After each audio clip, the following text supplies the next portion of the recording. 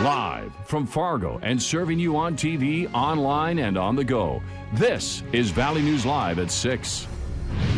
New developments tonight as bond is set at $2 million for the two men accused of murdering a local food truck owner late last week. 19-year-old Kareem Lee Bird Jr. and 30-year-old Charles Edward Harris III are both charged with a felony count of conspiracy to commit murder and another felony count of intentional murder after police say they shot Jason Halverson multiple times on June 7th in downtown Fargo. Court documents state Halverson's autopsy showed he suffered gunshot wounds from both 9mm and .22 caliber bullets, which are the same guns found inside a vehicle with the suspects. Bird told investigators that he and Harris were in a verbal confrontation with Halverson, adding that he and Harris got the firearms from somewhere nearby and went back to confront the food truck owner. Bird says both he and Harris fired multiple rounds at the victim before fleeing the area. However, Harris denies having any involvement in the killing. The next time either will be seen by a judge is July 17th. We now know the name of the person who died in a weekend shooting. It happened early yesterday morning at a home in Maple Grove Township, about 20 miles northeast of Detroit Lakes. 27-year-old Jamie Lee Devens Jr. was found dead. Deputies say this does not appear to be a random act. If you have any information, call Becker County deputies. The phone number is on your screen right now. 218-847-2661. Pretty quiet out there over the Red River Valley. There's a little bit of wind and some clouds, but a decent day for outdoor activities. Hutch is here with tonight's no-wait weather. Hutch? Thanks so much, Andrea. A look to the north shows quiet and clear conditions. We do have a few showers popping up along and south of Interstate 94, mainly out towards Jamestown and points south in southeast North Dakota. A couple rumbles of thunder, brief heavy rain, some lightning, and possible small hail along with some wind gusts are expected from these fast movers. Spotty sprinkles across Lakes Country. Right now to the north of you in the Edgeley area and south of Ellendale, we have a couple of thunder showers. Moving to the southeast at 25 miles per hour. This activity will continue through the early evening for our viewers in the southern counties. The rest of us stay very quiet. Now, tomorrow does not look quiet. Many of us will have a chance of some measurable rainfall as we go through our Tuesday, and it brings cooler weather as well. I'll have details on all of that in your hour-by-hour forecast here in just a few moments. All right, thanks, Hutch. And make sure you have the Valley News Live Storm Team weather app so that you can keep up with the weather anytime, anywhere. You'll get the latest forecasts and conditions so that you can plan your day. All you have to do is search VNL Weather in the App Store and download it for free. A sex offender currently in prison will soon be living in Otter Tail County.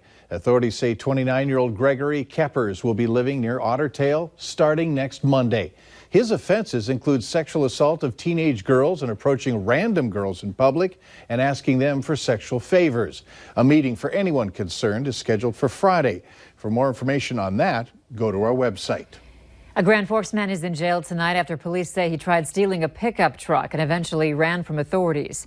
It happened yesterday afternoon in the 2500 block of 17th Avenue South in Grand Forks. The victim called police to say his Ford F-150 pickup was stolen. Police found the truck, and when they got closer, a man inside took off running. A perimeter was set up for about 20 minutes to find 23-year-old Xavier Ferguson. Ferguson was booked on charges of motor vehicle theft and fleeing from police. Two people are recovering from injuries after being thrown from a motorcycle near Thomastown Township. It happened Friday night. Investigators responded to the crash on Wadena County Road 30. They found that 57-year-old Dennis Trana hit a deer, overturned, and came to rest in the westbound of County Road 30. Both Dennis and his passenger, 56-year-old Ramona Trana, were thrown from the motorcycle. Both parties were transported to the hospital for non-life-threatening injuries. No one was wearing a helmet. Keep your eye out for motorcyclists for your safety and theirs. Thousands of cyclists are killed each year in traffic crashes. In 2018, in North Dakota, 210 motorcycle crashes occurred. Those crashes resulted in 16 fatalities and 166 injuries. A motorcycle crash occurred every 1.7 days. Although the number of motorcycle crashes and injuries have decreased since 2017, the number of fatalities has increased. A woman and two children are okay after police say they were hit by a car while out on a bike ride this morning. It happened around 7:30 at 7th Avenue and 5th Street North. Police say the woman was riding her bike with two young children in the trailer attached and crossing the street when a car that was turning hit her. The driver says he didn't see them. That man was cited for failure to yield. A West Fargo man continues to show support for local law enforcement. His name is Nicholas Barth, and he holds signs outside the Fargo Police Department in downtown Fargo as much as he can. He tells us that he started about 3 years ago, shortly after Officer Jason Mosier died in the line of duty. Oh, it's just been amazing. It almost brings tears to my eyes, all the support it's overwhelming. It's vast majority support the police here, so that's great to see. Barth adds that he's never been in law enforcement, but he wants to honor the men and women who keep us safe. You can find him out there whether rain or shine. In fact, he says he's even going to come out in the wintertime. The Moorhead Police Department has partnered up with Project ChildSafe to provide free gun locks and firearms safety information to the community. Officials say the goal is to encourage gun owners to store firearms responsibly and help prevent firearms accidents, thefts, and misuse. Also, research shows that responsible storage also plays an important role in suicide prevention. Authorities have a list of several ways to safely store and protect your firearms when they're not in use. The campaign trail for Minnesota Senator Amy Klobuchar took her to Manchester, New Hampshire as she runs for the 2020 presidential nomination. Klobuchar is one of 24 candidates running for the White House. She announced her candidacy back in February. Today, she spoke to reporters saying, among other things, President Trump created a crisis with Mexico over tariffs, even though he already made a deal.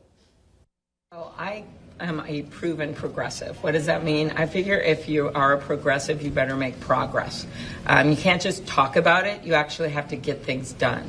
And that is something that I will be focusing on a lot in the next few months, is my record and what I've done. Because people want a vision for this country. I've laid that out today. Officials say that Klobuchar also talked about her numbers after the latest poll in Iowa. The national anthem is returning to a TV station near you. It has been a tradition for years at the end of a broadcast day.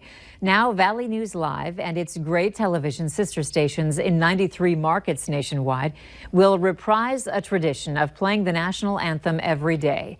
The anthem will begin airing this week on Valley News Live every morning. Valley News Live's general manager and news director, Ike Walker, says the stations are proud to once again air the anthem. You can see that anthem just as it will air every day on our webpage, valleynewslive.com. This year, Fargo Public Schools saw its student lunch debt grow to around $26,000. Well, now, certain families could start hearing from debt collectors.